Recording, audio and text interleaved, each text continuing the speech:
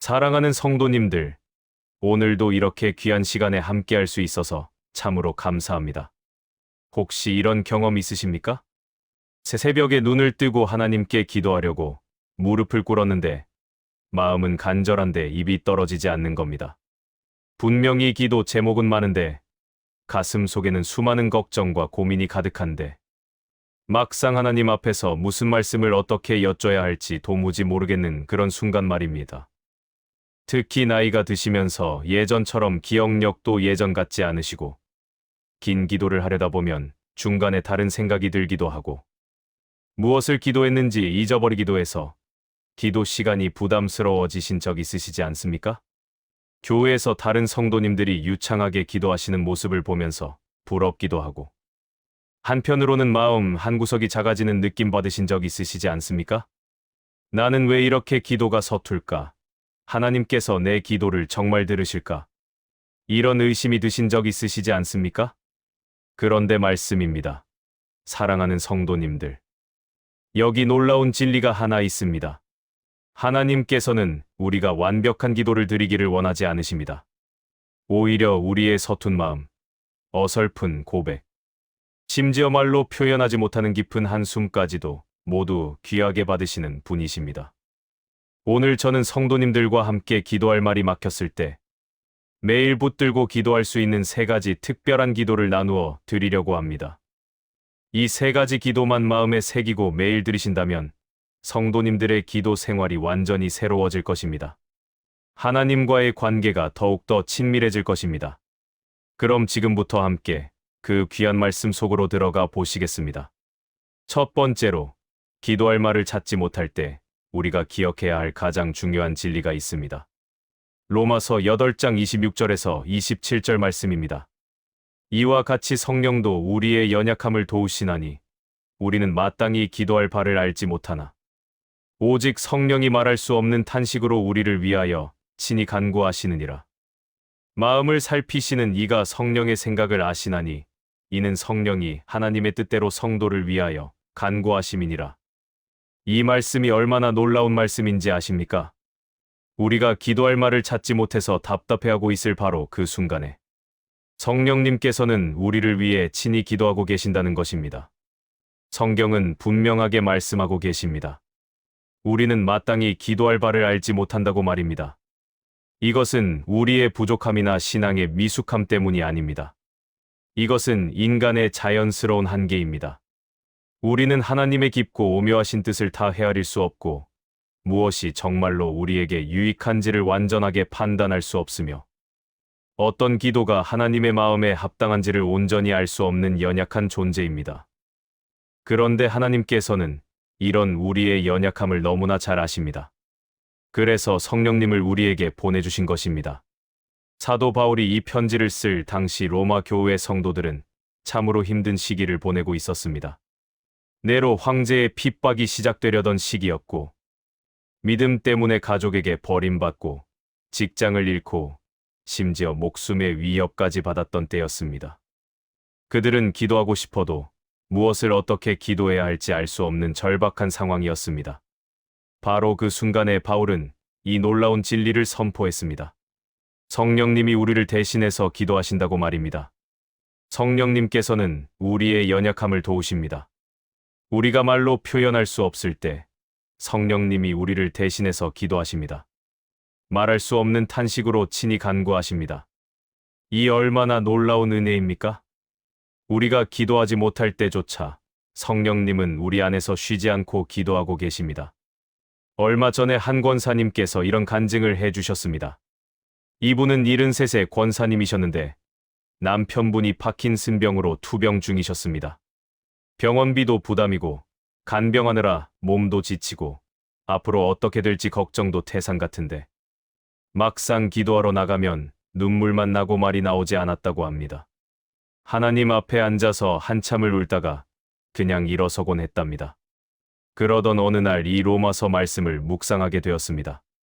처음에는 이 말씀의 깊은 의미를 잘 이해하지 못했습니다. 하지만 며칠 동안 이 말씀을 반복해서 읽고 또 읽으면서 깨달음이 왔습니다.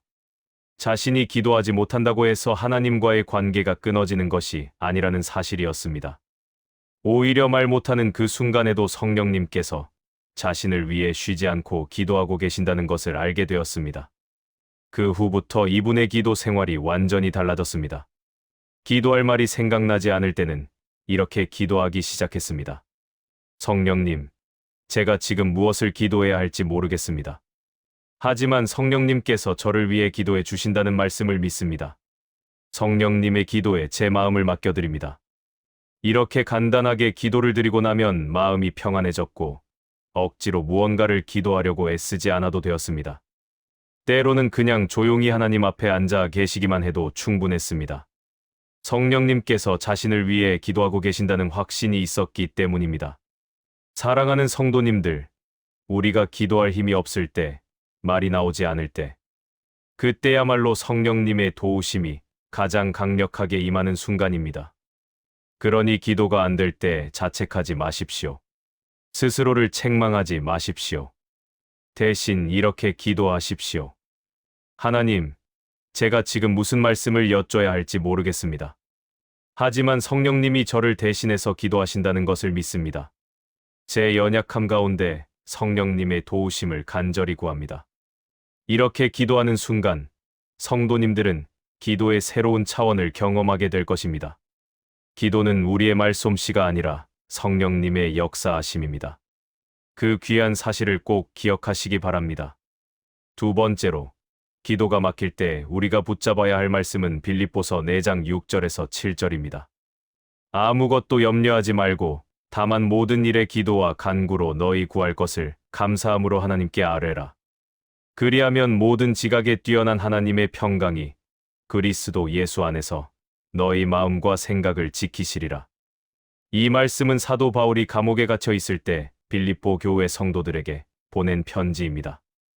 바울은 지금 로마 감옥에서 손과 발에 쇠사슬이 채워진 채 내일 어떻게 될지도 모르는 상황입니다. 사형 선고가 내려질 수도 있는 절박한 순간입니다. 그런데 놀랍게도 바울은 이 편지에서 기쁨과 감사에 대해 이야기하고 있습니다. 그리고 빌립보 성도들에게 염려하지 말라고 모든 것을 기도로 하나님께 아뢰라고 권면하고 있습니다. 아무것도 염려하지 말라는 말씀입니다. 이것이 얼마나 강력한 말씀입니까? 건강 염려, 경제적 염려, 자녀 염려, 미래에 대한 염려. 이 모든 것을 내려놓고 하나님께 아뢰라는 것입니다.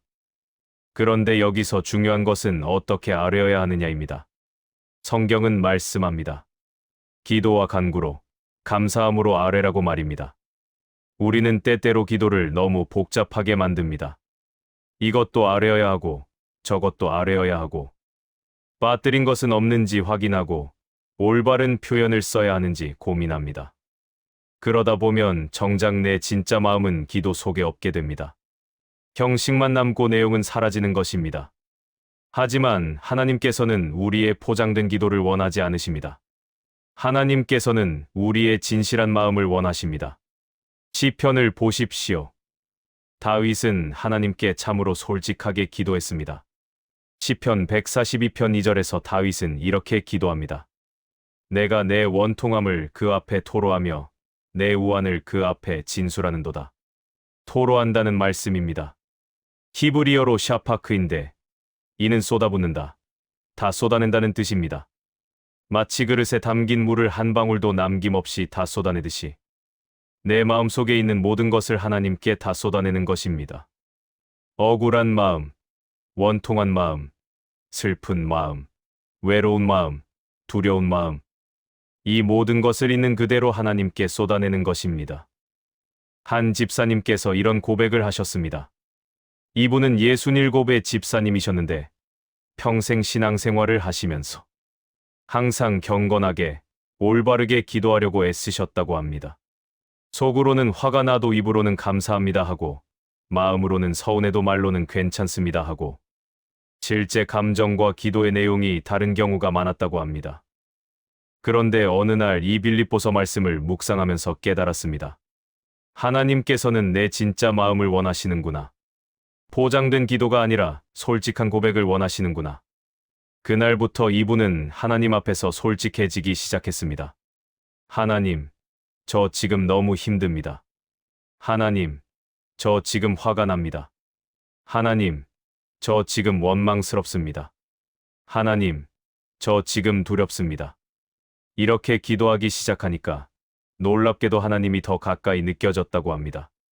그리고 그 솔직한 기도 끝에 하나님의 위로와 평안이 찾아왔다고 합니다. 빌립보서가 약속하는 바로 그 평안. 모든 지각에 뛰어난 하나님의 평강이 마음과 생각을 지켜주셨다고 간증하셨습니다. 사랑하는 믿음의 가족들, 하나님께서는 우리의 연기를 보시는 분이 아닙니다. 하나님께서는 우리의 중심을 보시는 분입니다. 사무엘상 16장 7절에 이렇게 기록되어 있습니다. 여호와께서 사무엘에게 이르시되 그의 용모와 키를 보지 말라. 내가 이미 그를 버렸노라. 내가 보는 것은 사람과 같지 아니하니. 사람은 외모를 보거니와 나 여호와는 중심을 보느니라 하시더라. 하나님께서는 우리의 말이 아니라 중심을, 우리의 표현이 아니라 마음을 보십니다. 기도가 막힐 때는 이렇게 기도해 보십시오. 하나님, 저 지금 기도가 안 됩니다. 무슨 말씀을 여쭤야 할지 모르겠습니다. 하지만 제 마음은 주님을 찾고 있습니다. 이 답답한 마음, 이 막막한 심정, 있는 그대로 주님께 쏟아냅니다. 받아주소서. 이것이 진짜 기도입니다. 하나님께서는 우리의 완벽한 문장이 아니라 진실한 마음을 기다리십니다. 그러니 오늘부터 하나님 앞에서 가면을 벗으십시오. 있는 그대로의 모습으로 나아가십시오. 그것이 하나님께서 가장 기뻐하시는 기도입니다. 세 번째로, 기도가 안 될 때 우리가 반드시 기억해야 할 말씀은 누가복음 18장 1절입니다. 예수께서 그들에게 항상 기도하고 낙심하지 말아야 될 것을 비유로 말씀하여, 이 말씀 뒤에는 불의한 재판관의 비유가 나옵니다. 한 과부가 있었는데 억울한 일을 당해서 재판관에게 계속해서 찾아갑니다. 그 재판관은 하나님도 두려워하지 않고 사람도 무시하는 사람이었습니다. 하지만 그 과부가 계속해서 찾아와서 호소하니까 결국 그 재판관이 그 문제를 해결해 줍니다. 예수님께서는 이 비유를 들려주시면서 이렇게 말씀하셨습니다. 하물며 하나님께서 밤낮 부르짖는 택하신 자들의 원한을 풀어주지 아니하시겠느냐. 불의한 재판관도 끈질기게 찾아오는 과부의 청을 들어주는데 하물며 사랑이 많으신 하나님께서 당신의 자녀들의 기도를 들어주지 않으시겠느냐는 말씀입니다. 여기서 핵심은 항상 기도하고 낙심하지 말아야 한다는 것입니다. 항상 기도한다는 것은 쉬지 않고 기도한다는 뜻입니다. 데살로니가전서 5장 17절도 쉬지 말고 기도하라고 말씀합니다. 그런데 쉬지 말고 기도한다는 것이 하루 24시간 무릎 꿇고 있으라는 뜻일까요? 아닙니다. 쉬지 말고 기도한다는 것은 하루 종일 하나님과 대화하며 살라는 뜻입니다. 아침에 눈을 뜨면서도, 식사하면서도, 일하면서도, 쉬면서도, 잠들기 전에도 끊임없이 하나님과 교제하는 삶을 말합니다. 한 권사님께서 이런 간증을 나누셨습니다. 이분은 75세 권사님이셨는데 젊었을 때는 새벽마다 1시간씩 꼭 기도하셨다고 합니다. 그런데 나이가 드시면서 무릎도 아프고 1시간씩 기도하는 것이 점점 힘들어졌다고 합니다. 기도 시간이 줄어드니까 죄책감이 들고 신앙생활을 제대로 못하는 것 같아서 마음이 무거웠다고 합니다. 그런데 이 누가복음 말씀과 쉬지 말고 기도하라는 말씀을 묵상하면서 깨달았습니다.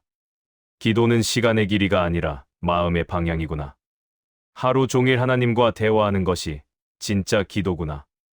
그날부터 이분은 기도 방식을 바꾸셨습니다. 아침에 눈 뜨자마자 하나님, 오늘도 함께 해주세요. 세수하면서 하나님, 오늘 하루 건강하게 해주세요. 아침 식사 준비하면서 하나님, 이 음식으로 힘을 주세요. 식사 전에 하나님, 이 음식 감사합니다. 집안일 하면서 하나님, 지혜를 주세요. 낮잠 자기 전에 하나님, 편안한 휴식 주세요. 저녁 준비하면서 하나님, 가족들을 위해 감사합니다. 저녁 식사 후에 하나님, 오늘 하루 무사히 보냈습니다. 잠들기 전에 하나님, 오늘도 지켜주셔서 감사합니다. 내일도 함께 해주세요. 이렇게 하루 종일 짧고 간단한 기도를 수없이 드렸습니다. 그랬더니 놀랍게도 하나님이 정말 가까이 계신 것을 느꼈다고 합니다. 1시간씩 기도할 때보다 오히려 더 많은 응답을 경험했다고 합니다. 그리고 무엇보다 기도가 짐이 아니라 기쁨이 되었다고 합니다. 사랑하는 성도님들, 기도는 거창한 것이 아닙니다. 기도는 하나님 아버지와 나누는 친밀한 대화입니다. 복잡하고 어려운 말이 필요한 것이 아닙니다. 진실한 한마디면 충분합니다. 마태복음 6장 7절에서 8절에서 예수님께서 이렇게 말씀하셨습니다. 또 기도할 때에 이방인과 같이 중언부언하지 말라. 그들은 말을 많이 하여야 들으실 줄 생각하느니라.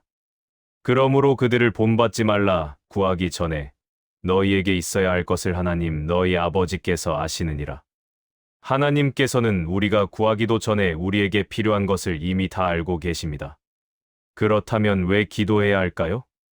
기도는 하나님께 정보를 제공하는 것이 아닙니다. 기도는 하나님과의 관계를 위한 것입니다. 기도는 우리가 하나님을 의지한다는 것을 표현하는 것입니다. 기도는 우리의 마음을 하나님께 향하게 하는 것입니다. 그러니 오늘부터 기도를 단순하게 만드십시오. 긴 기도가 아니라 짧고 자주 드리는 기도를 하십시오. 아침에 눈을 뜨자마자 하나님, 오늘도 함께 해주세요. 식사 전에 하나님, 이 음식 감사합니다. 일하다가 하나님, 힘 주세요. 기쁠 때 하나님, 감사합니다. 슬플 때 하나님, 위로해 주세요.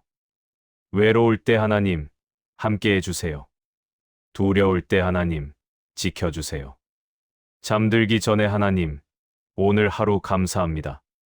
이렇게 짧고 간단한 기도를 자주 드리십시오. 이것이 바로 쉬지 말고 기도하라는 말씀의 의미입니다. 하루 종일 하나님과 대화하며 사는 삶입니다. 그럴 때 기도는 더 이상 숙제가 아니라 호흡이 됩니다. 의무가 아니라 기쁨이 됩니다.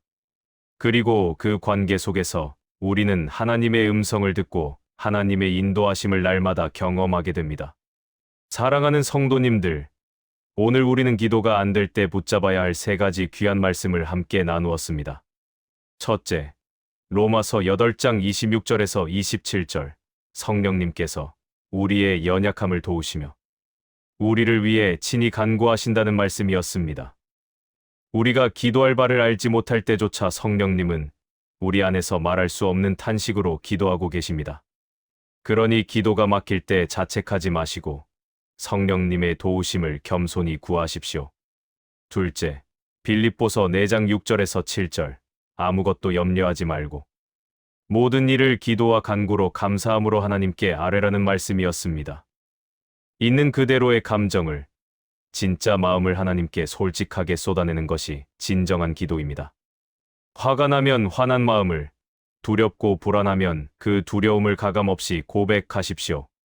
하나님께서는 우리의 포장된 말이 아니라 진실한 마음을 원하십니다. 셋째, 누가복음 18장 1절, 항상 기도하고 낙심하지 말아야 한다는 말씀이었습니다. 하루 종일 하나님과 대화하는 삶, 짧고 간단한 기도를 자주 드리는 삶이 진짜 기도입니다. 긴 기도보다 자주 드리는 짧은 기도가 더 귀합니다. 이 3가지 말씀을 마음 깊이 새기시고 매일 기도하십시오. 말이 막힐 때 성령님의 도우심을 구하십시오. 감정이 복잡할 때 있는 그대로 하나님께 토로하십시오. 기도가 부담스러울 때 짧고 간단하게 자주 아버지를 부르십시오. 이렇게 하실 때 성도님들의 기도는 다시 살아날 것입니다. 기도는 더 이상 의무가 아니라 은혜가 될 것입니다. 형식이 아니라 생명이 될 것입니다. 그리고 그 기도를 통해 성도님들은 하나님의 임재를 날마다 경험하게 될 것입니다. 하나님께서는 지금도 성도님들의 기도를 기다리고 계십니다. 완벽한 기도가 아니라 진실한 마음을 기다리고 계십니다. 긴 기도가 아니라 끊임없는 교제를 기다리고 계십니다. 그러니 오늘부터 두려워하지 마시고 담대하게 하나님께 나아가십시오. 기도가 안 될 때조차 하나님께서는 성도님들과 함께 계십니다. 성도님들의 침묵까지도 하나님께서는 들으시고 이해하십니다. 성령님께서는 지금 이 순간에도 성도님들을 위해 기도하고 계십니다. 하나님께서는 성도님들의 진짜 마음을 받으실 준비가 되어 계십니다. 그리고 하나님께서는 성도님들의 작은 기도 하나하나에 반드시 응답하실 것입니다. 오늘 이 말씀이 성도님들의 기도 생활에 새로운 전환점이 되기를 간절히 축복합니다. 하나님의 풍성한 은혜와 평강이 성도님들의 기도 가운데 충만하기를 주님의 이름으로 축원합니다. 그리고 이 말씀이 은혜가 되셨다면 좋아요 버튼을 눌러주시고 구독과 알림 설정도 부탁드립니다. 성도님들의 기도 생활에 대한 간증이나 궁금하신 점이 있으시면 댓글로 남겨주십시오. 함께 은혜를 나누고 서로를 위해 기도하는 아름다운 믿음의 공동체가 되기를 소망합니다. 다음 시간에도 더 귀한 말씀으로 찾아뵙겠습니다. 사랑하는 성도님들, 오늘 하루도 주님의 크신 은혜 가운데 승리하시길 축복합니다. 하나님께서 성도님들과 언제나 함께 하시길 기도합니다. 샬롬.